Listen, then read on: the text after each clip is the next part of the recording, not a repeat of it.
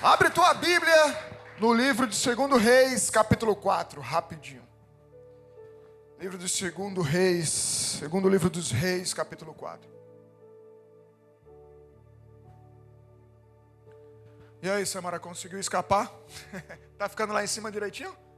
Glória a Deus. Acharam? Amém? Segundo livro dos Reis, capítulo 4, versículo 1 diz assim, acompanha comigo. Certa mulher viúva de um dos discípulos dos profetas clamou a Eliseu dizendo: o meu marido, seu servo, está morto. E o Senhor sabe que esse seu servo temia o Senhor Deus. Mas veio o credor para levar os meus 2 filhos como escravos. Eliseu perguntou à mulher: o que eu posso fazer por você? Diga-me, o que é que você tem em casa? E ela respondeu: esta sua serva não tem nada em casa a não ser um jarro ou um vaso de azeite. Então Eliseu disse: vá, peça emprestadas vasilhas a todos os seus vizinhos, vasilhas vazias, muitas vasilhas. Depois, entre em casa, feche a porta atrás de você e dos seus filhos e derrame o azeite em todas aquelas vasilhas. Ponha à parte as que forem ficando cheias. A mulher foi embora dali e fechou a porta atrás de si e dos seus filhos. Estes lhe passavam as vasilhas e ela as enchia. Quando todas estavam cheias, ela disse a um dos seus filhos: traga-me mais uma vasilha. Mas ele respondeu: não há mais vasilha nenhuma. E o azeite parou. Então ela foi e contou ao homem de Deus, Eliseu. Ele disse: vá, venda o azeite, pegue sua dívida e você e os seus filhos vivam, pague a sua dívida, perdão, e você e os seus filhos vivam do que sobrar. Até aqui. Deixa a Bíblia aí, a gente vai esmiuçar cada um desses versículos nessa noite e entender que Deus tem algo muito especial para falar comigo e com você nessa noite. Amém, queridos? Essa é uma história que acontece no período onde Israel estava dividido entre Reino do Norte, Reino do Sul, Reino do Norte Israel, Reino do Sul Judá, e o profeta Eliseu, sucessor do profeta Elias, ele atuava ali justamente na região norte de Israel, né? Então, provavelmente essa cidade onde essa viúva procurou o profeta Eliseu era alguma cidade ali da região norte de Israel. Então o profeta tem um encontro com essa viúva e ela diz que seu marido era falecido. E ela fala algo importante, algo interessante. Ela diz que ele era um discípulo dos profetas. Porque nesse tempo existia uma espécie de um seminário teológico que foi fundado pelo profeta Samuel, ali no norte de Israel. E ali aquele seminário teológico preparava homens, e era chamado também de escola de profetas. E o marido dessa esposa, muito provavelmente pela forma que ela falou, fazia parte da escola dos profetas. Então ali eram formados homens, muitos homens. Tem uma passagem bíblica ali que fala que em torno de 50 homens eram treinados. Era uma espécie de seminário teológico ali no norte de Israel. Então Samuel, o profeta, fundou essa escola teológica de profetas. Depois Elias assumiu, e depois Eliseu também tocou essa escola dos profetas. E a mulher chega dizendo: ó, o meu marido que faleceu era um dos seus discípulos, era um dos discípulos dos profetas, era um dos alunos da escola dos profetas, ou seja, era um homem temente a Deus, era um homem que conhecia Deus, era um homem que seguia a palavra, então era um homem de Deus. E ali ainda no versículo 1, essa viúva dá uma outra informação importante. No versículo 1 ali ela diz que o credor veio levar seus 2 filhos como escravos. O marido morreu, o marido devia ter dívidas, pegou algo emprestado, e aí por isso o credor, aquele ao qual o marido dela que faleceu pegou dinheiro emprestado, alguma coisa do tipo, ele pela lei mosaica tinha o direito de vir pegar os filhos do cara que morreu e levar escravos para serem escravos dele. Amém? Então, atentem ao cenário. Uma viúva desesperada. Imagina naquele tempo, como não era difícil para uma mulher sozinha ter que criar os seus filhos. Então uma viúva desesperada procura o profeta Eliseu porque seu marido havia morrido e mais. Não bastava a mulher ter perdido o seu marido, que pelo cenário não eram pessoas de muita idade, eram pessoas novas. Ainda tinha o credor querendo levar seus filhos como escravos. Então tudo que lhe restou, que eram seus filhos, ainda estavam sendo ameaçados, e estava certo pela lei, de serem levados, os 2 filhos, que foi tudo que sobrou para a vida daquela mulher, serem levados como escravos. Imagina o desespero dessa mulher. Perdeu o marido, viúva, e ainda estava a ponto de perder os seus 2 filhos para o credor. Então imagina, dor emocional, pressão financeira e sensação de fim. Acabou tudo. Imagina, aquela mulher olhou para si e falou, cara, até um tempo desses nós tínhamos tudo. Agora acabou tudo. E o credor tinha o direito de escravizar as crianças. Sob a lei mosaica, lá em Levítico 25, depois você pode ler quando chegar em casa, ele tinha o direito de pegar os filhos e fazer escravo para quitar o débito. E isso aconteceria, só existia 2 maneiras de isso não acontecer. Alguém pagar a dívida, um parente remidor, de pagar a dívida, ou depois no ano de jubileu, que era o ano aceitável do Senhor, guardem esse nome, ano do jubileu. O que isso era? A cada 50 anos tinha o perdão de todas as dívidas, e quem era escravo era liberto.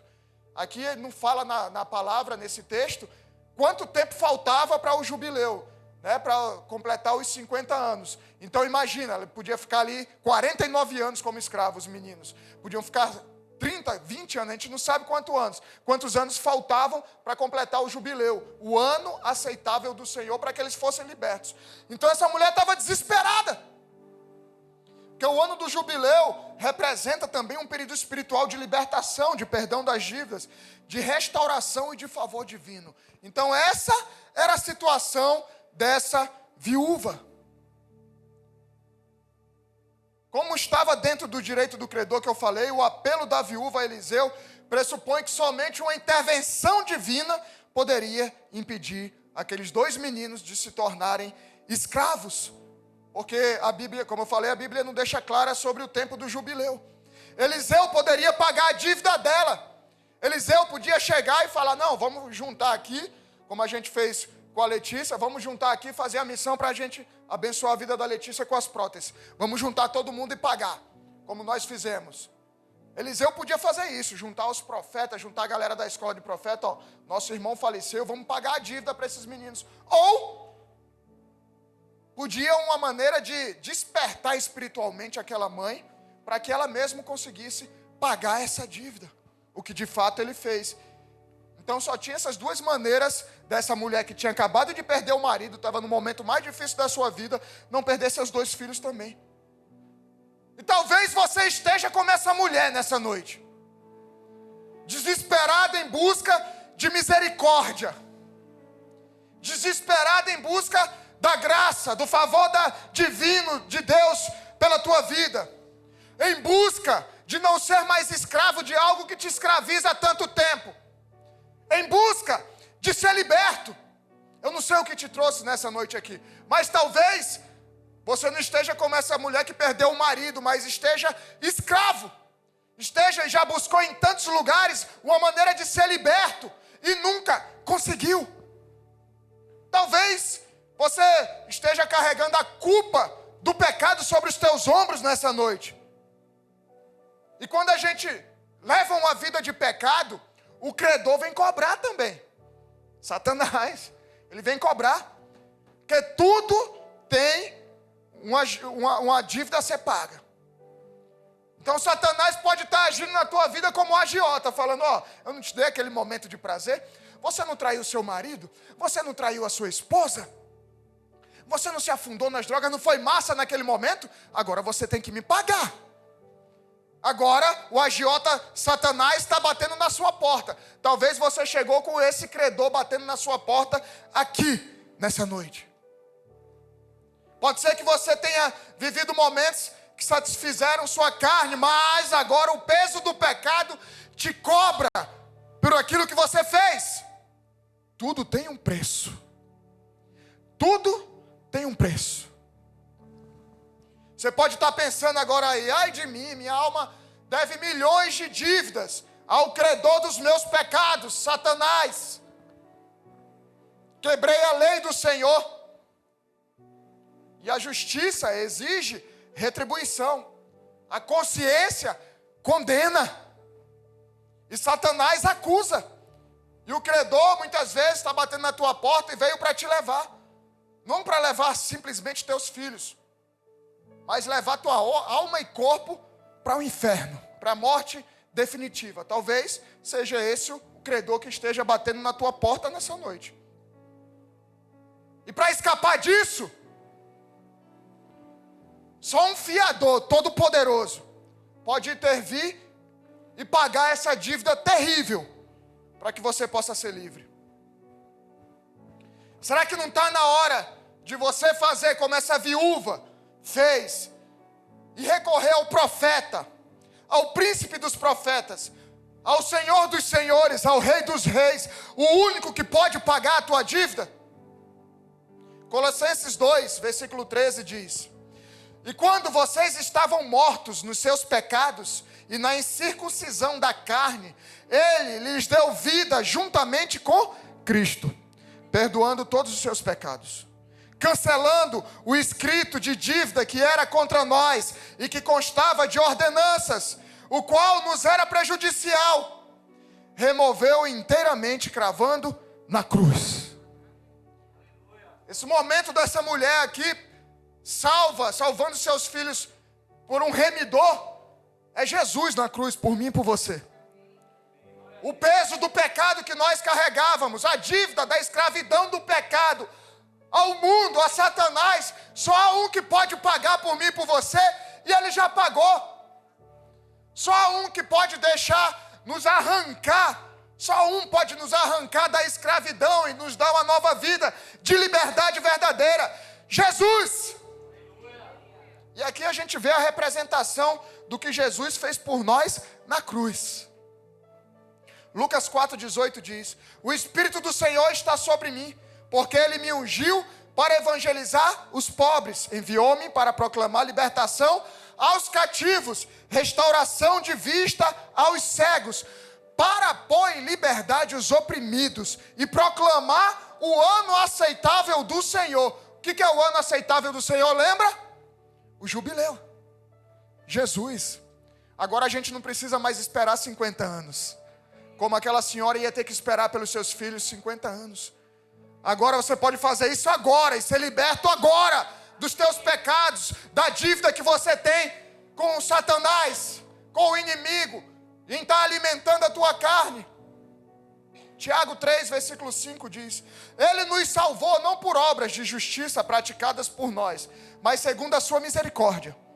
Ele nos salvou mediante o lavar regenerador e renovador do Espírito Santo, que Ele derramou sobre nós ricamente por meio de Jesus Cristo, o nosso Salvador, a fim de que, justificados por graça, nos tornemos seus herdeiros, segundo a esperança na vida eterna. Só Jesus pode te libertar. Você não precisa mais esperar 50 anos. Ninguém precisa pagar por você, ninguém precisa dar um valor. Tudo que você precisa fazer é se arrepender. Só deixamos de ser servos, escravos, quando nos tornamos filhos. João 1,12 diz: Deu-lhes o poder de se tornarem filhos de Deus aos que creem no seu nome. No nome de quem? Jesus Cristo. Ele é o nosso ano aceitável. Gálatas 3,26 diz: Pois todos vocês são filhos de Deus por meio da fé em Cristo Jesus. Não precisa ir mais atrás dos profetas, não precisa esperar 50 anos. Ele está aqui disponível para te libertar agora.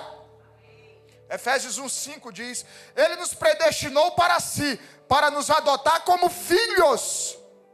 Como filhos, não mais escravos, agora filhos, por meio de Jesus Cristo. Todos nós éramos escravos do pecado e Jesus nos libertou, pagando a nossa dívida completamente. Lá naquela cruz, antes de morrer, Ele declarou: Tetelestai, está consumado. Não precisa mais subir as escadas de joelho. Não precisa mais esperar o ano do jubileu daqui a 50 anos. É agora. O preço foi pago lá na cruz.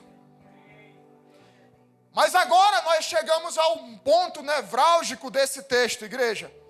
No verso 2, diz assim: Eliseu perguntou à mulher: o que posso fazer por você? Diga-me, o que é que você tem em casa? E agora começa a ficar divertido. Eliseu não está perguntando por ignorância. Ele sabia que era uma senhora pobre. Mas para começar a despertar a fé dela. Isso me lembra quando Jesus pergunta ao cego, em Marcos 10:51, o que você quer que eu faça? Como assim? Pô, eu sou cego, adivinha o que eu quero que o Senhor faça por mim? Que eu ouça. Não, que eu enxergue. Jesus fazia essas perguntas para despertar a fé, para mover essas pessoas do lugar, como Ele faz comigo e com você. Era isso que o profeta Eliseu estava fazendo com essa mulher. É óbvio que ele sabia que um dos seus alunos tinha morrido. É óbvio que ele sabia que eles estavam em dívida. É óbvio que ele sabia que os 2 filhos podiam ser levados como escravos. Mas Deus frequentemente faz perguntas, não para obter informações, porque Ele sabe de tudo, mas para despertar em mim e em você a fé, para nos fazer pensar e não apenas ficar esperando cair do céu, para que a gente se mova em direção a Ele e em termos uma vida mudada e transformada. Amém? Amém. Não fique esperando cair do céu. Por isso que muitas vezes Deus vai te fazer pensar, Deus vai te fazer perguntas, para te fazer despertar e falar: cara, se move, faz a tua parte. A dívida eu já paguei na cruz, agora é com você. Essa pergunta é um ponto crucial para todo o milagre que essa mulher vai viver aqui. A pergunta de Eliseu nos protege da passividade.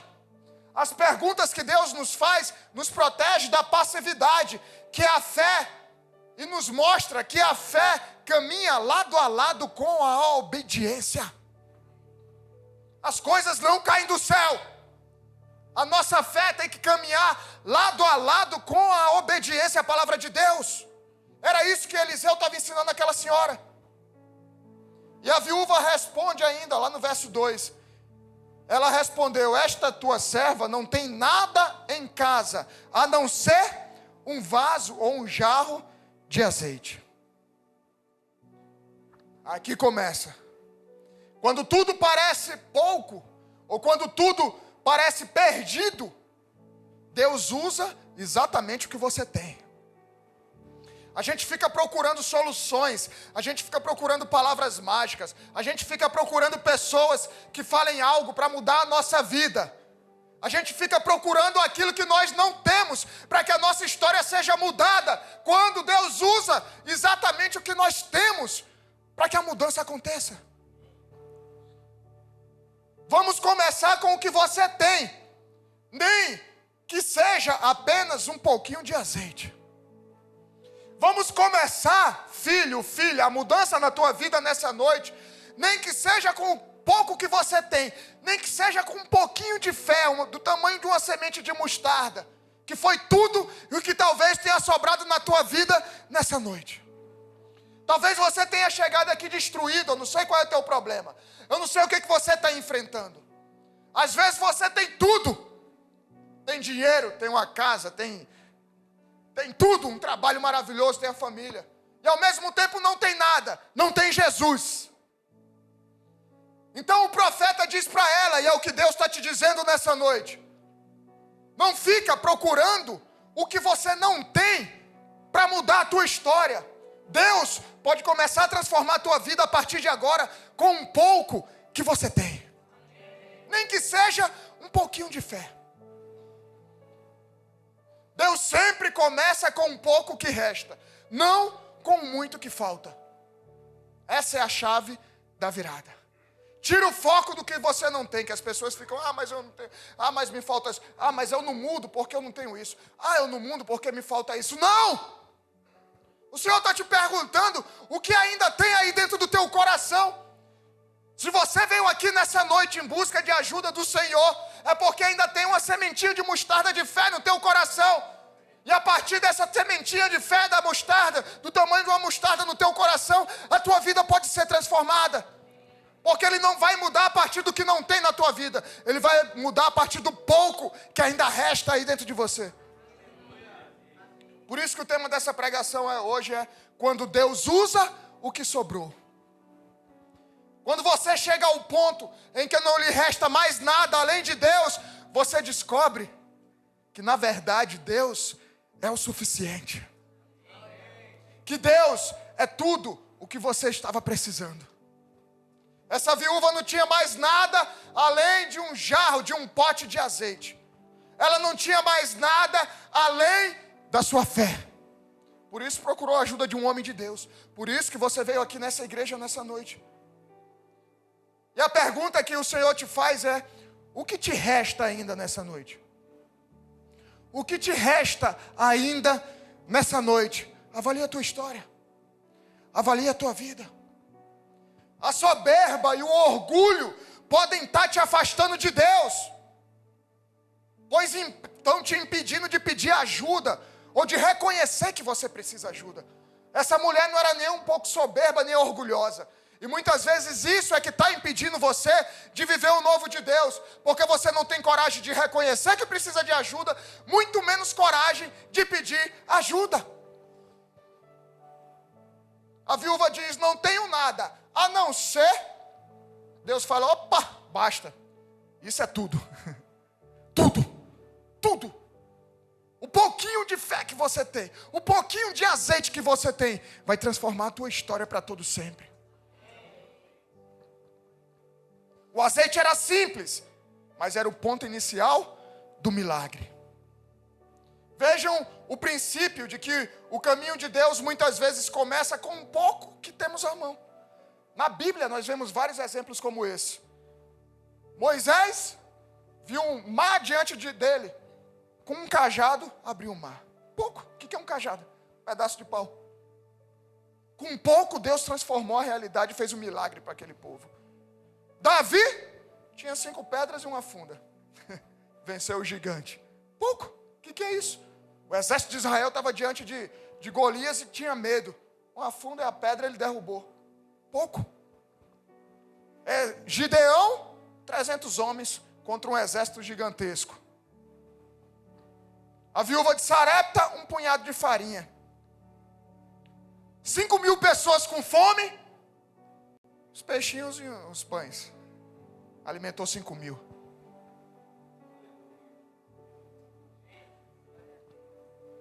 Na maioria das vezes, tudo começa com bem pouquinho. Você procurando em tantos lugares. Você está procurando tantas soluções. Você está procurando esperando, sei lá, uma manifestação de um anjo, alguma coisa. E Deus está falando: é com pouco que você tem. Para de buscar em outros lugares. É com pouco que você tem que a tua vida vai ser transformada. O único jarro tornou-se a semente de multiplicação. Lucas 6,38 diz: dei e lhe será dado.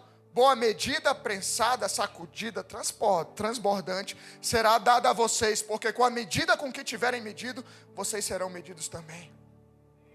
Deus faz transbordar o pouquinho que você entregar a Ele.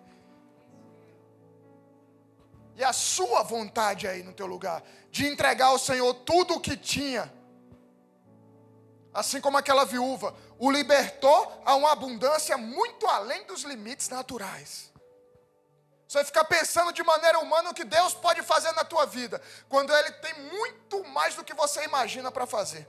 Efésios 3:20 diz: ora, aquele que é poderoso para fazer infinitamente mais do que tudo que pedimos ou pensamos, conforme o seu poder que opera em nós, a Ele seja a glória na igreja e em Cristo Jesus por todas as gerações, para todos sempre. Amém. A gente pensa algo e Deus está pensando lá na frente, está pensando em algo muito maior. A misericórdia de Deus não ignora o pouco que possuímos, mas o multiplica quando nos entregamos por completo a Ele. Tudo começa quando reconhecemos que nada somos e nada temos sem Jesus. O ponto de partida é aqui. É entender e reconhecer que sem Jesus não temos nada e não somos nada. E o texto continua, versículo 3, segundo Reis, capítulo 4, versículo 3. Então Eliseu disse: vá, peça emprestadas vasilhas a todos os seus vizinhos, vasilhas vazias, muitas vasilhas.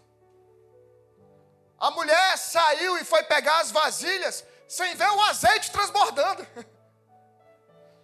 Ela saiu, o profeta falou: vai e pega de tudo que é vizinho, vai juntando tudo que é vasilha. Ela não estava nem vendo a multiplicação do azeite, veio depois. Assim é que começa a nossa mudança. Não espera Deus fazer antes, você tem que fazer antes. Você tem que dar o passo de fé. Ela saiu do seu lugar, ela se moveu, por isso Deus nos faz pensar antes de fazer um milagre. Fala: cara, eu já fiz o que eu tinha que fazer na cruz. Se você fizer a sua parte, as coisas automaticamente vão acontecer. Não espera pela religiosidade, que se o pastor orar por mim, tudo vai mudar. Meu irmão, eu estou esperando tanta coisa mudar para mim também. Vai atrás das vasilhas. Vai atrás das vasilhas. Ele vai mandar o azeite depois. Vai atrás das vasilhas. Ela agiu pela fé. Hebreus 11, versículo 1 diz: ora, a fé é o firme fundamento das coisas que nós esperamos, e a prova das coisas que não se veem. Ela estava esperando o azeite e não estava vendo o azeite. Ainda assim, ela obedeceu a Deus. Vasos vazios. É aqui onde começa tudo. Vasos vazios. O problema é que muitas vezes a gente está cheio de nós mesmos. Cheios de pecado. Cheios de soberbas. Cheios de orgulho. Lembre-se disso. O vazio é a capacidade de receber. Se você não está vazio, você não vai conseguir receber nada. Como é que Deus pode te dar algo? Vasos vazios. Quer ser cheio? Quer ser cheio do Espírito Santo de Deus? Esvazie-se. Para receber o novo de Deus, precisa se esvaziar do velho. Spurgeon disse determinada vez assim: um Cristo pleno é para pecadores vazios. E somente para pecadores vazios. Enquanto houver uma alma verdadeiramente vazia em uma congregação, uma bênção fluirá com a palavra. Não é o nosso vazio, mas a nossa plenitude, estarmos cheios, que pode impedir a manifestação da graça de Deus. Talvez o que você tanto espera Deus fazer na sua vida, e não está acontecendo um milagre, o azeite não está transbordando, é porque você já está cheio de outra coisa aí. Está precisando se esvaziar. Você veio aqui nessa noite para Deus te falar: filho, começa a jogar fora. Um barco, quando está afundando, começa a jogar as bagagens mais pesadas fora. Talvez seja um trauma que você ainda tem. Talvez sejam experiências do passado, pecado que você carrega. Começa a jogar isso para fora do teu barco, senão vai afundar. Deus só vai encher um vaso se ele estiver vazio. É física, não precisa nem de Bíblia. A obediência abre a porta e amplia o testemunho, e a fé ousada determina a magnitude do teu milagre. Os jarros devem estar vazios, prontos para ser enchidos. Uma imagem que ecoa quando Jesus diz aos seus servos: enche os jarros com água, no casamento, no primeiro milagre que ele fez, que transformou a água em vinho. Primeira coisa que ele mandou fazer para o milagre acontecer: encha os vasos. Deus se alegra em preencher o vazio. Salmo 107, 9 diz: ele sacia o sedento e farta o faminto com coisas boas. Para de procurar em outros lugares se fartar. Só Jesus pode te preencher daquilo que você precisa. Vá pedir as vasilhas emprestadas. Vai pedir as vasilhas emprestadas nessa noite. Sai do teu lugar, vai pedir as vasilhas emprestadas pela fé. Vão zombar de você, porque não vão entender o que Deus te pediu, não vão entender o que Deus está fazendo na tua vida. Mas a gente deve aprender a não se importar com o que as pessoas dirão a nós quando estivermos fazendo a obra de Deus, quando estivermos fazendo aquilo que Deus mandou a gente fazer. Há pessoas que se opõem a tudo. Há pessoas que criam dificuldade em tudo. Aqueles que criam dificuldade e fazem objeções são geralmente os que menos fazem e menos contribuem na obra. Não se importa com esses, não. Certifique-se de que seu trabalho é o que Deus tem te pedido a fazer. E siga até a promessa se cumprir, até as vasilhas estarem cheias. Não dê ouvidos a quem não sabe o que Deus está te pedindo. Não dê ouvidos a quem não sabe o milagre que Deus está fazendo na tua vida. E o interessante é que a ordem do profeta Eliseu para a viúva foi: vai, vai. E as escrituras frequentemente relacionam a provisão de Deus à obediência em movimento. Vai. Foi assim com Abraão: sai da tua terra. Foi assim com Naamã: vai, lava-te 7 vezes no Jordão. Vai, faz a tua parte, sai do teu lugar, se movimenta. Milagre é fé em movimento. Milagre é obediência em movimento. Aos discípulos, eu e você, Jesus disse: ide, portanto, e fazei discípulos. Fé é obediência em movimento. Guarda isso no teu coração. Não tem como viver milagre sem obediência em movimento, sem fé. E o texto continua, versículo 4. Acompanha comigo lá, 2 Reis, capítulo 4, versículo 4. Depois, Eliseu falando para a viúva: depois entre em casa, feche a porta atrás de você e dos seus filhos, e derrame o azeite em todas aquelas vasilhas. Ponha à parte os que foram ficando cheias. A mulher foi embora dali e fechou a porta atrás de si e dos seus filhos. Estes lhes passavam as vasilhas e ela as enchia. Quando todas estavam cheias, ela disse a um dos filhos: traga-me mais uma vasilha. Mas o filho respondeu: não há mais vasilha nenhuma.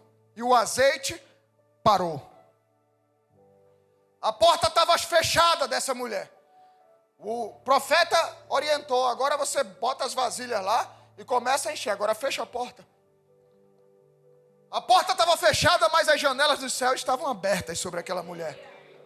Porque ela obedeceu, porque ela confiou. Eliseu orienta a viúva a pegar muitas vasilhas, fechar a porta e derramar o azeite. O milagre acontece na obediência. Por mais estranho que possa parecer o que Deus tem te pedido, sua prontidão enfatiza a sua fé obediente. Sua ação imediata, sem demora, sem debater, sem ficar negociando com Deus, mostra a tua confiança e a tua fé no Senhor. Foi isso que ela fez. Ela não ficou debatendo: nossa, mas eu só tenho isso aqui de azeite. Nada a ver ficar pedindo vasilha aí. A multiplicação ocorreu atrás da porta fechada. E porta fechada normalmente nos remete e nos leva a pensar que é o fim. Quando a gente ouve falar em porta fechada, parece que algo chegou ao fim. Mas na verdade a porta fechada marcou o início. No secreto, Deus expande e multiplica o que ninguém valorizou. O que parecia apenas o resto. É lá no secreto que Deus vai fazer multiplicar. É lá com a porta fechada. Aquilo que muitos estão zombando, aquilo que muitas vezes parece pouco, que você acha pouco, e que nem você mesmo valoriza, Deus vai multiplicar no secreto. Na Septuaginta, que foi a tradução da Taná, do Antigo Testamento, do hebraico para o grego, esse verbo fazer fluir, derramar, está no pretérito imperfeito, que significa derramando repetidamente. Cada vez que seus filhos traziam um novo vaso, ela derramava repetidamente. A cada novo recipiente, suscitava um novo ato de fé. Mas como assim? Ela tinha um recipiente só, e eles tinham várias vasilhas agora. Ela ia derramando, ia surgindo azeite. Ela ia derramando, cada vasilha representava um ato de fé daquela mulher. Não foi um ato só. A cada vasilha um ato de fé, porque de onde é que estava brotando tanto azeite? Os filhos continuavam trazendo, ela continuava derramando. Não havia pausa para verificar o jarro. Ela não parava, não houve hesitação para calcular ainda quanto restava. Quanto restava? Não, eu estou com medo. Não, pelo contrário, ela só obedecia. Ela não parou e falava: menino, tem quantas vasilhas ainda aí? Porque aqui tem bem pouquinho azeite ainda. Não, faltam 10. Não. Tinha pouco azeite, ela ia derramando. Traz vasilha, ia derramando. Isso é fé. uma fé em movimento. Enquanto havia vasos vazios, o azeite continuou a fluir sem interrupção. Seu pedido mostra que a fé não se limita a crer uma vez. E ela continua a pedir mais vasilhas, mais vasilha. Continua a agir, continua a abrir espaço para a provisão de Deus. Abra espaço para a provisão de Deus na sua vida. Abra espaço, creia no milagre. Não se conforme com um pouco. Queira mais de Deus. Eu não estou falando pouco aos olhos humanos, como o mundo fala, não. Queira mais de Deus. O azeite só parou quando acabaram as vasilhas. Deus não limita o milagre. Ele não vai limitar o milagre que Ele tem para fazer na nossa vida. A nossa capacidade é que limita o que nós recebemos. Deus é ilimitado. O que Ele tem para derramar sobre as nossas vidas é ilimitado. Mas muitas vezes somos nós, com a mente humana, é quem limitamos aquilo que Deus tem para fazer na nossa vida. A providência de Deus, o milagre de Deus, é tão grande na sua vida quanto a sua fé. Pouca fé, pouco milagre. A medida da nossa obediência, muitas vezes determina a capacidade do derramamento de Deus. Poucos jarros, pouco azeite. Muitos jarros, azeite em abundância. O milagre não cessou porque a fonte se esgotou, mas porque a capacidade de recebê-lo acabou.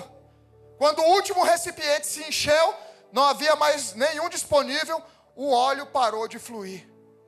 A provisão de Deus provou ser perfeitamente suficiente, precisamente a medida de acordo com a obediência dela. O Senhor tem exatamente aquilo que você está precisando agora. O azeite não foi desperdiçado, o azeite não faltou, cessou no momento preciso em que seu propósito foi cumprido. E aí eu lembro do cartão do Ravi e da Cátia. Lembra, Cátia? Javier e Caterine, nossos diáconos, presbíteros, médicos, chegaram aqui em 2011. Dezembro de 2011, eu lembro até hoje. E ainda não tinham passado no Revalida, não trabalhavam. Vieram aqui pela fé, Deus mandou, eles não sabiam nem onde é que ficava João Pessoa. E eles vieram pela fé para João Pessoa. Hoje estão aí, graças a Deus, estabelecidos bem profissionalmente, financeiramente e principalmente com Deus espiritualmente. Mas tinham dificuldade, andavam a pé, moravam num quartinho que ele dividia, só tinha o Ravi e a Cátia, não tinham as crianças ainda. Ravi, a Cátia e um rato desse tamanho, não era rato? Eles moravam num kitnetzinho no fundo de uma casa aqui em Manaíra. E aí eu vinha pegar eles, levava para o culto. Eles iam andando às vezes, Javier tinha uma sandália. Daniel deu um tênis de presente para ele, Daniel Carvalho. Mas eles tinham um cartão. E eles vieram com determinado valor para cá. Só que ele parou de fazer conta, porque não tinha mais dinheiro. Eles só comiam abacaxi. Aí vocês veem hoje, são um médico e tal. A vida, graças a Deus, Deus os abençoou, porque eles têm aliança com Deus. Mas não sabem o que eles passaram. E aí eles só comiam abacaxi o dia todo, que era o que eles conseguiam comprar. E aí eles tinham um cartão, que eu estou atrás desse cartão até hoje. Que eles botavam, cara. Não tinha mais dinheiro na conta. E saía dinheiro. Ia no caixa eletrônico, botava, não era, Cátia? E saía dinheiro. Até o momento que eles passaram no Revalida e conseguiram trabalhar. A provisão de Deus é o suficiente até quando nós necessitamos. Se é preciso transbordar, Ele vai transbordar. Creia no milagre. Era como eles faziam, como essa mulher. Traga mais vasilha. Era eles indo lá no caixa eletrônico, botava o cartão e saia. Cadê esse cartão, Cátia? Está guardado? Traz aqui para a gente orar por ele semana que vem. Ainda lembra da senha? Essa é a provisão de Deus. Não limite Deus. Quem limita Deus é a nossa fé, a nossa mentalidade humana. O azeite não foi desperdiçado e nem faltou, mas cumpriu com seu propósito. Mateus 9:29 diz que seja feito segundo a vossa fé, Jesus fala. Ele estava dizendo isso antes de curar um cego. Que seja feito segundo a vossa fé. Qual o milagre que você está esperando? O que é que você está precisando na tua vida nessa noite? Que seja feito segundo a tua fé. O reverendo Alexander MacLaren, um pastor batista do século XIX na Escócia, disse assim: desejar é uma coisa, querer é outra bem diferente. Desejar preguiçosamente e querer com afinco são duas posturas mentais completamente diferentes. A primeira não leva a nada, o desejo, esperar cair do céu, a preguiça não vai levar a nada. E a segunda, que é querer com afinco, vai levar a tudo. Leva a Deus e com Deus tudo o que Deus pode te trazer. Aqui a gente encontra de tudo nessa noite. Vai encontrar aquele que deseja e está esperando cair do céu a mudança, e aquele que quer de verdade e está indo atrás. Não adianta desejar, querer mudar o que você está vivendo. Tem que querer. Porque o querer te levará a se mover em obediência a Deus. Aí as vasilhas são cheias. E por fim, versículo 7, segundo Reis, versículo 7.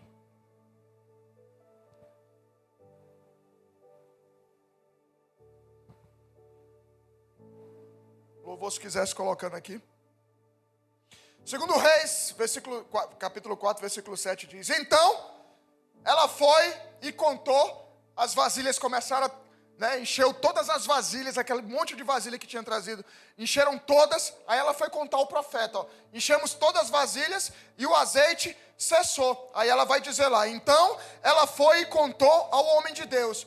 E aí ela disse isso, enchemos todas as vasilhas e o azeite cessou. E aí o que o profeta disse? Vá, venda o azeite, todo aquele azeite que Deus fez o milagre, venda o azeite, pague a sua dívida, para seus filhos não serem escravos.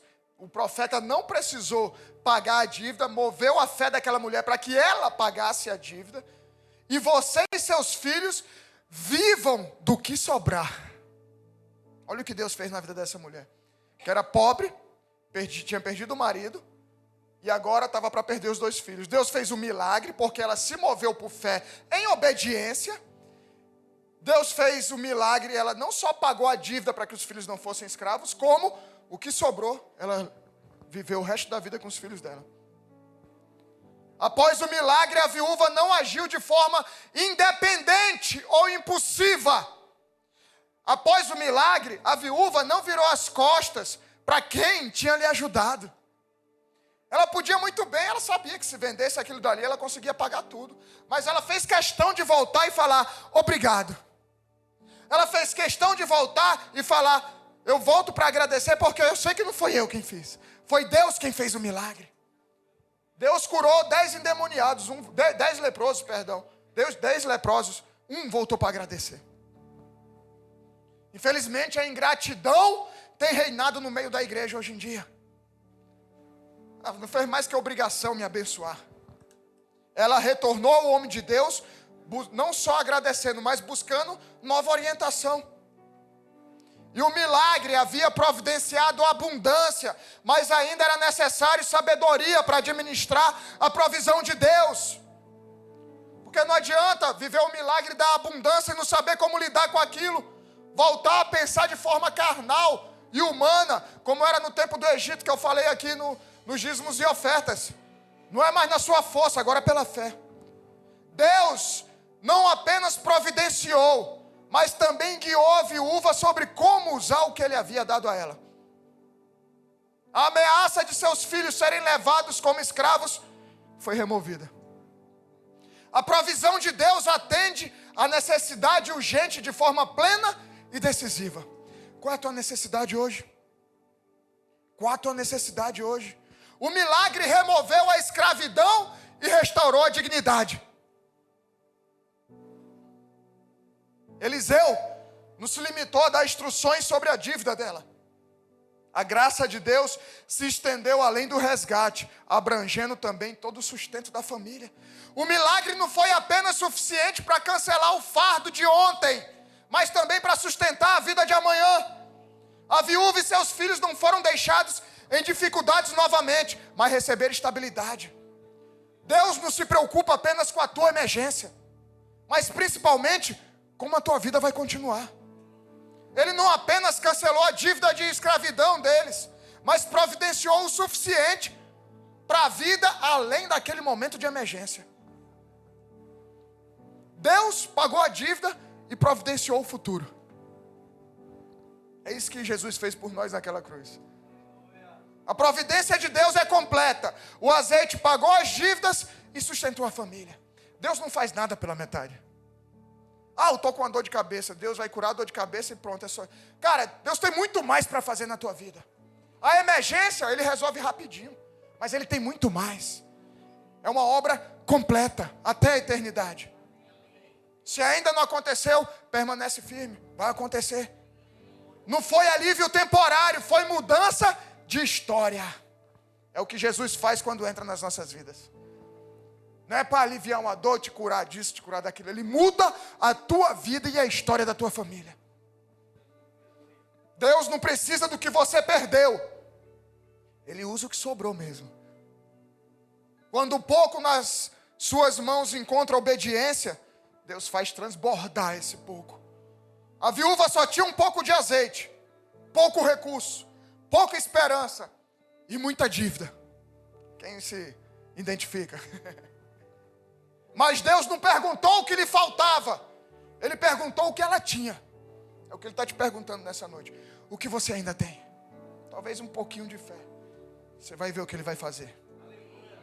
Enquanto houvesse vasilhas, o azeite não parava. Talvez hoje você esteja olhando para a sua vida e dizendo: é pouco o que eu tenho, é pouco o que me restou, é pouco o que eu tenho vivido. Mas nas mãos certas, o pouco sustenta. Nas mãos certas, o pouco paga dívidas. Nas mãos certas, o pouco ainda gera provisão para o futuro. Encha suas vasilhas. Obedeça, mesmo sem entender. O azeite ainda está correndo. Feche os teus olhos.